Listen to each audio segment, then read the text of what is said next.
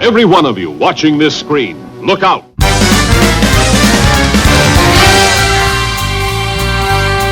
Anything can happen in the next half hour. What did I tell you about cartoons? They've got a lot of brains, and they've got a lot of chutzpah. Tell me how comic books make you feel, Dave. Surely you can't be serious. I am serious, and don't call me Shirley.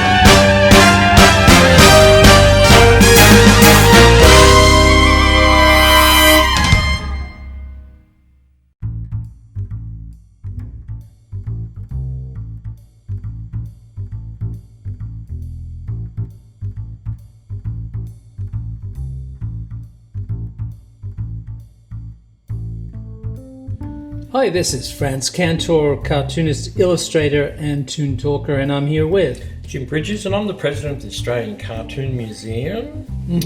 And today we're doing the art of Drew Struzan. Yep. And can Struzan draw?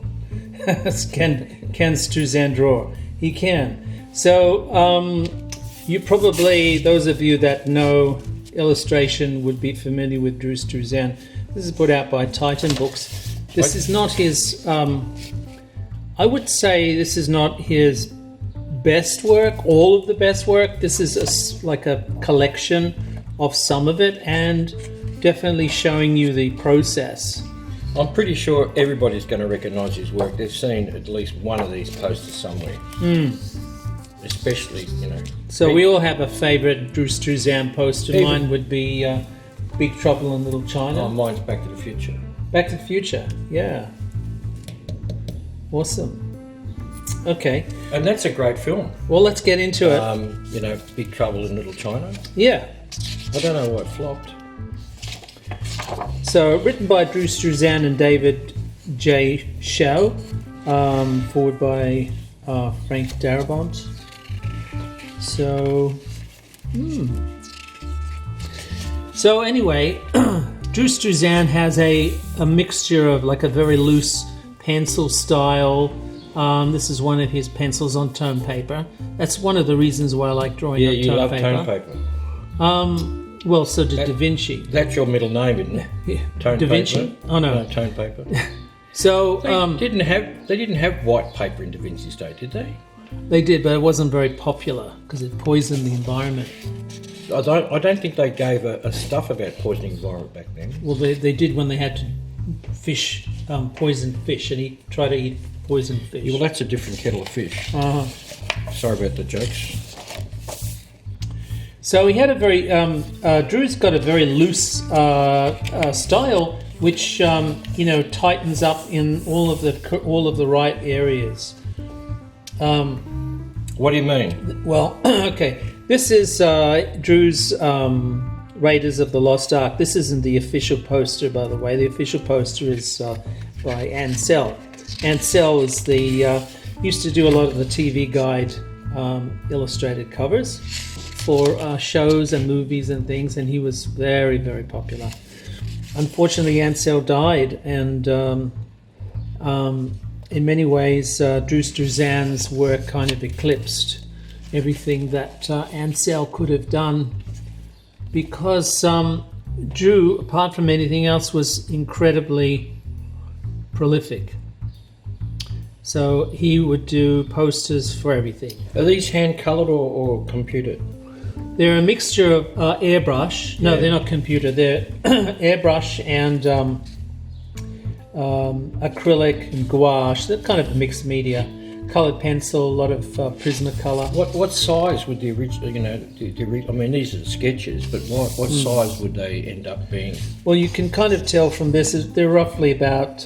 This would be, I think, A3. A3, yeah. Posters would be poster size. They're quite big, right? So they would be. They needed to be reproduced, and you don't want to see big thumbprints or. Well, he's spot on. He's spot on with the recognition factor, isn't he? Well, that's I think where his popularity started from, but also we'll have a talk about this as we go. The way that with an illustration for a movie poster, you've got to tell a story about what the movie's about. So you've got the main stars, and you've got other elements which are trying to rope you into the theatre to watch the film. Yeah. Well, that's Wild Bill, and that's Geronimo. Yep. He looks like the president at the time. Is that That's Ulysses Grant. Grant? Yes. Yeah. And that's Some other geezer. some other geezer. That's Probably correct. the same. Yeah. I like the gun pointing towards. Yeah, so these The are president, yeah. what these are. What you're looking at here are these are rough comps. So they're And- rough ideas for composition. And he would show them to the yeah, studio execs, and they'd say, "Yeah, go ahead with this one." yeah. Well, he kind of Well, can you put that- pioneered this can you put narrative that- with the big heads, and somewhere in the negative space or somewhere in the design, utilizing horizontals, little squares within squares. So it's almost like a comic feel Yeah. for the movie poster, but at the same time the realism is there. This is probably his most That's the worst migraine I've ever seen. yeah. The Thing. That's not a very typical one. The This thing. I like this film. Yeah, was I a mean, very- you're thinking of the film. I'm Yeah. I'm not, because I haven't seen the film. I Yeah. wouldn't. It's not my sort of film. Well, it's got all the elements in it. yeah, But I mean, this is pretty basic, isn't it? Putting boxes in work, as you were saying. Pretty basic, isn't it? no, it wasn't used before. He kind of used this sort of hodgepodge. What do you call it? Like a collage effect. Yeah. In many ways. Yeah. He really pushed that and made it work. So these little designs. Yeah. Actually, this is the official poster, I think. Yeah, and they have all the writing over here.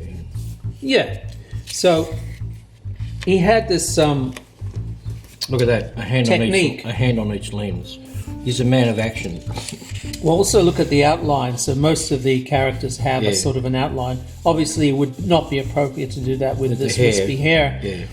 But the idea is to have everything completely hard-edged and solid looking in drawing, so that you recognise who they are. Gene Very Hackman. very quickly, and it stays there. Yeah. Well, it's a mixture of loose and tight. That's right. Oh, now I know what you're talking about. Yeah. Okay. So this is one of his concepts for Back to the Future. As you Turning can back see, time. Turning back he's time. thinking like an illustrator. This is how an Yeah. illustrator would explore ideas, right, on how to get This it. is My Three Sons. The credits Yeah. in My Three Sons. I like that. Turning back the time. Well, see, that as a traditional illustrator, this is how posters would normally Yeah. progress, right? And also it's classic because they use lots of circles in post. Yeah, you try to be inventive and fresh. And he's doing lots of things here. Going back in time and You're just exploring different ideas for trapped in time. the See? poster. Trapped in time. Yeah. So these are obviously done from production stills Yeah. from the movie, and they go through different levels of finish. It's interesting This how I've they never end up seen. using the DeLorean car, which was Well, the DeLorean is the time machine. So Yeah, I know. That's how they have the DeLorean was there because of the wing, yeah. the suicide door. The suicide door. Okay. Yeah, whatever they call it, because it pops out Yeah. of traffic. Suicide door. Yeah. Okay. Mad Max Beyond Thunderdome, 1985. This was the poster for this was Ansel. So I think So he followed up. well they would have hired him and Ansel to do Okay. poster concepts. Yeah. And Ansel's one was a successful pitch. We don't need and another. his wasn't. We don't need another hero. That's right. Ansel's see he put a lot of action into these. Ansel's design is very minimal. Yeah. So all of the action is contained into a small area. You can see he's thinking about even though he's working from photographic reference, he's trying to sort of create a dynamic action and movement Yeah. with the Now this with is what he's doing. This with is the one film I will never see. the money Not pit. at all interested in because that's what it is. When you do up houses, you throw money into a hole. Yeah. Here we are. Yours.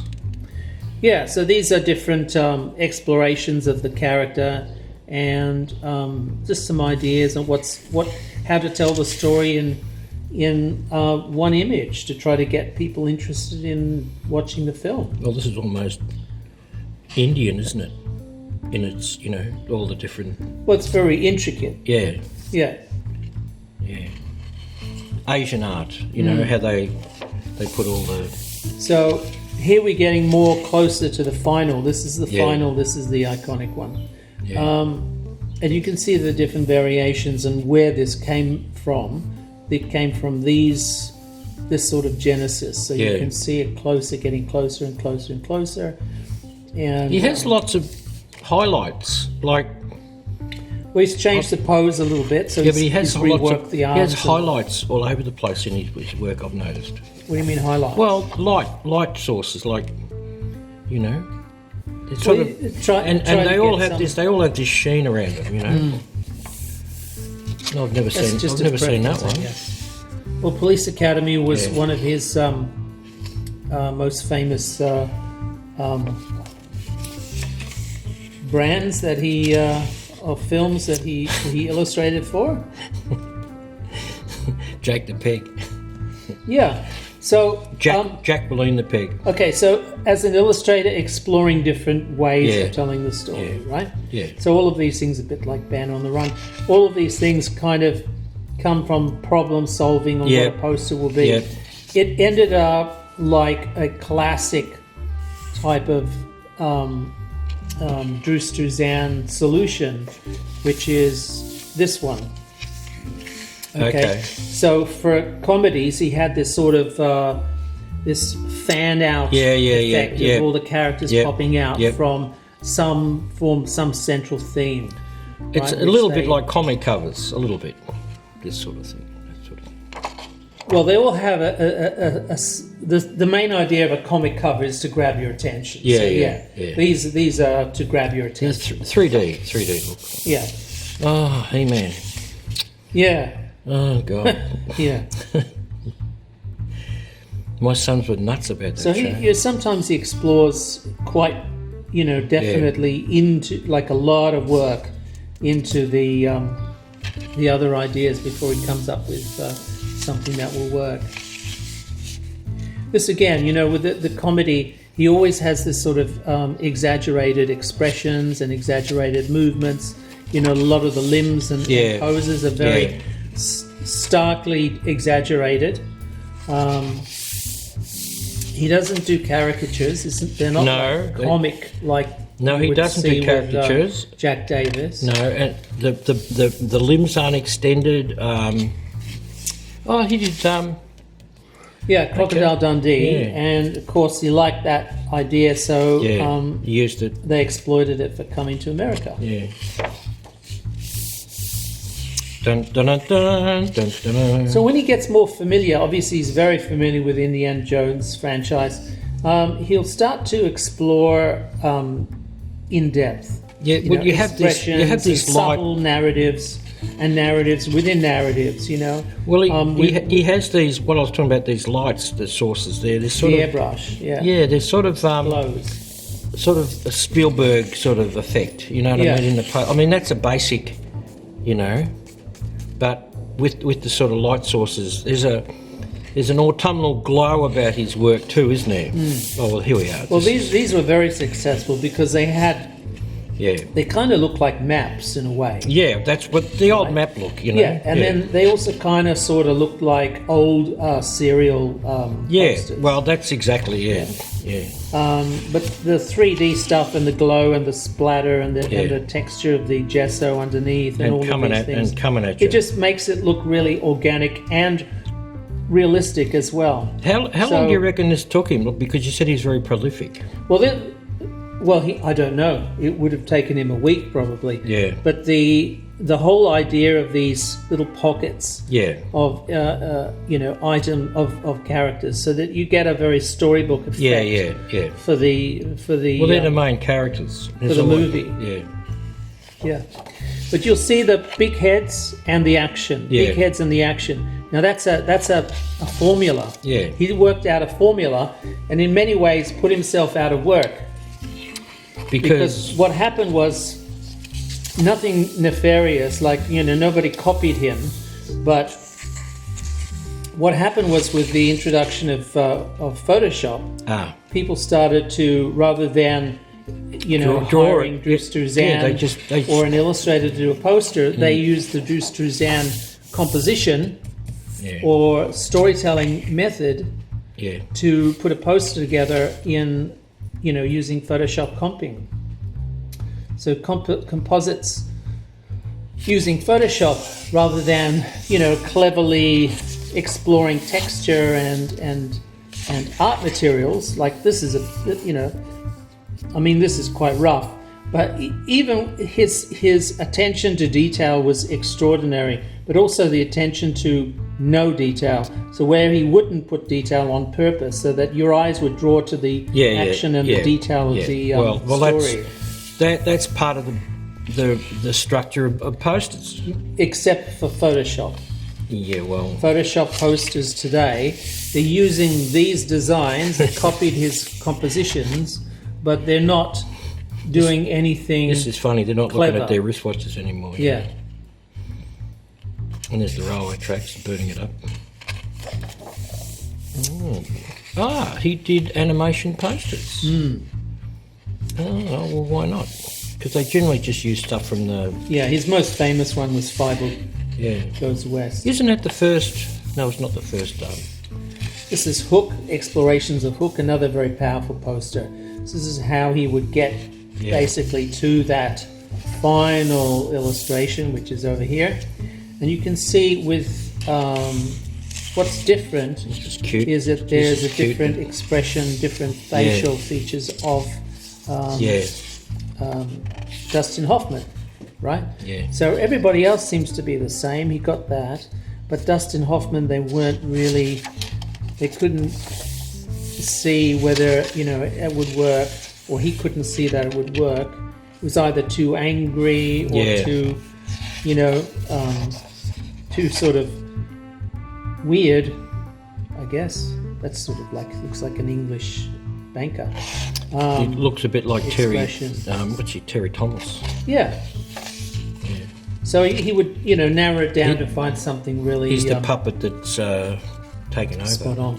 Yeah, and this is. I haven't seen this film. Boomerang. I can't remember the actual finished poster for Boomerang. They didn't use Boomerang, but the actual. You can see as an illustrator, he's trying to play with a new way of storytelling. What is it about corporate stuff or something? Was it? He's a selfish lover. Oh, okay. He loves women. A selfish lover. Marry them. A selfish lover who doesn't want to marry women. That sounds unusual, doesn't it? Yeah. Buffy the Vampire Slayer. So the different ways of exploring it, trying to nail down a central narrative, a strong formal composition. Everybody's in there. Yep. Well, he's spot on. He's spot on with the drawings. Incredibly valuable because they're really accurate. Yeah, they're spot on. Absolutely really accurate, and they're just employing a different method of anchoring the figures or the faces inside a composition. He usually uses devices like this, so it employs a sort of breaking out of the borders of but the classic thing about good illustration and good cartooning, or especially caricature, but good illustration is that, he draws people better than they actually are. Oh no, he'll change the photograph. No, but better than the photograph. You know what I mean? You can have the most. You wouldn't be able to get this level. You can have the most accurate photo, and yet he enhances it. They bring it up. You wouldn't be able to get that level of animated quality in a photograph.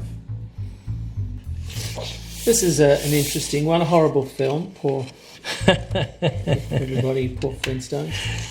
But it's so obvious. The car is the icon for Flintstones. Okay. So you get a little spattering of the different forms. Again, using some device to lock the composition. All that in time. Yeah.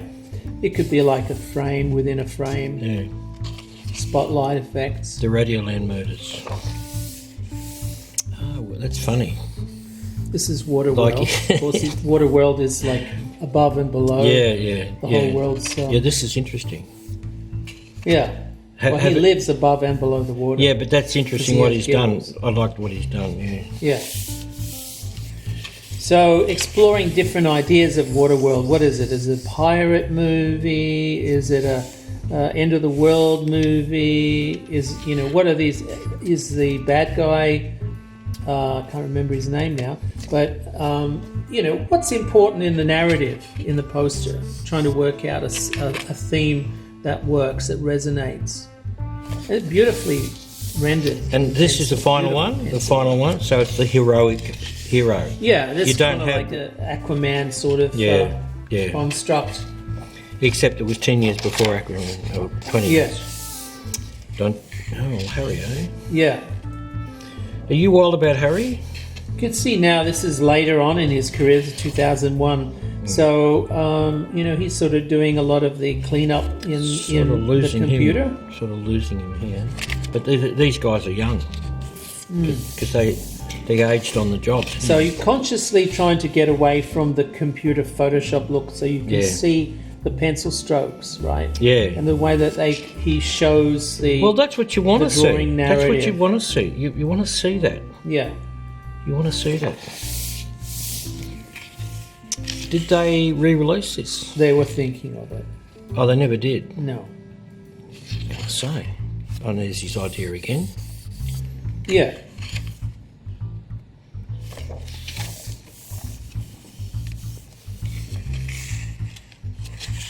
This works now as an homage poster. It's probably an homage poster. Yeah. This is the original Rita. Yeah. Original Gilman suit. Yeah. Not the original girl, no. Girl. The Star Wars, one of his favourite narratives that he works in. Does a lot of fan work for and collector editions. Now, and that's because most posters aren't drawn now. They've done. Well, the problem is you would not save or keep a poster that's photoshopped because it's just a bunch of photographs. But these were works of art. Yeah. That's why people asked for them. Yeah. And that's why people collected them.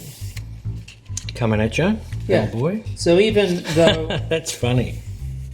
Like a Batman thing. No, but that's funny. He's one of them. The gargoyle. Yeah, it's funny. Several different ideas.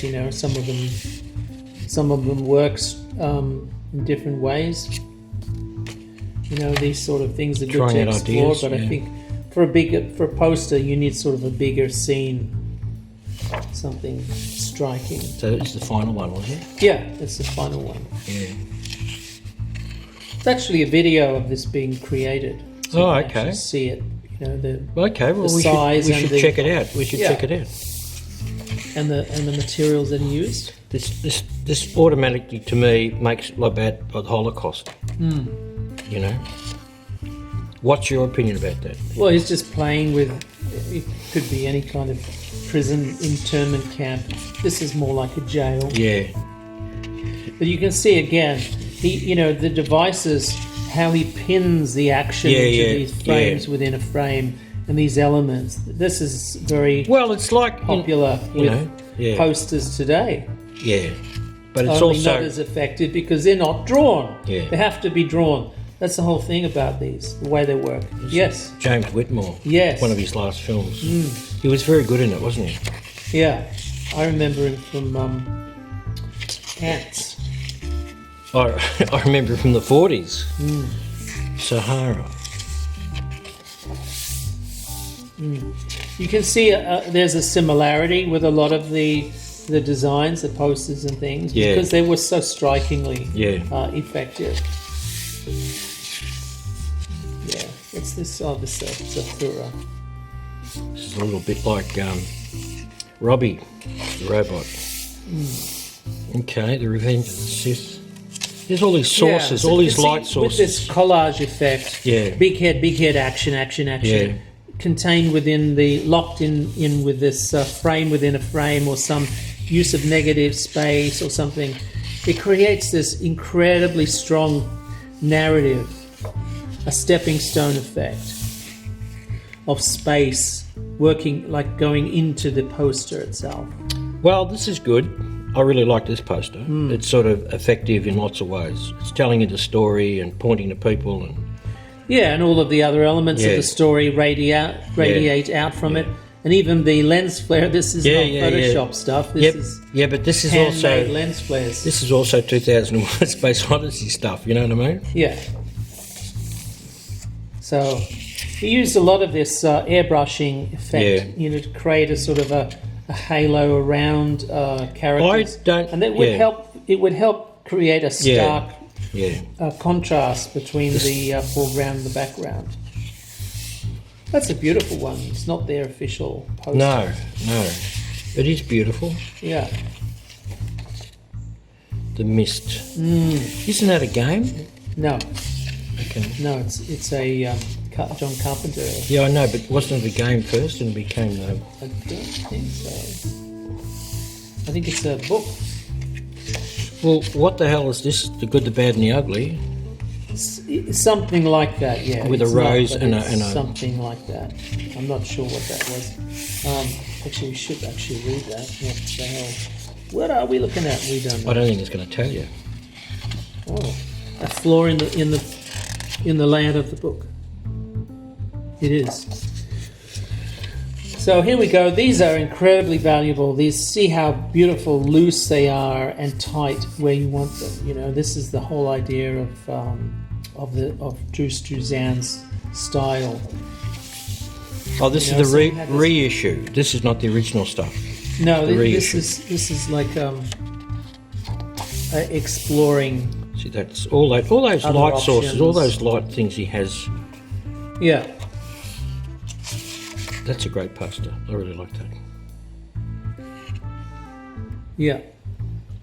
This has got more information in it, but that's still about the little wet. Yeah. Yeah. Yeah, he shows stubble and he shows sweat. He always shows sweat. Well, pencil's very good with drawing hair and stubble. So this is being in many ways being brought back into the fold to create the official poster for Indiana Jones and the Kingdom of the Crystal Skull. Ooh,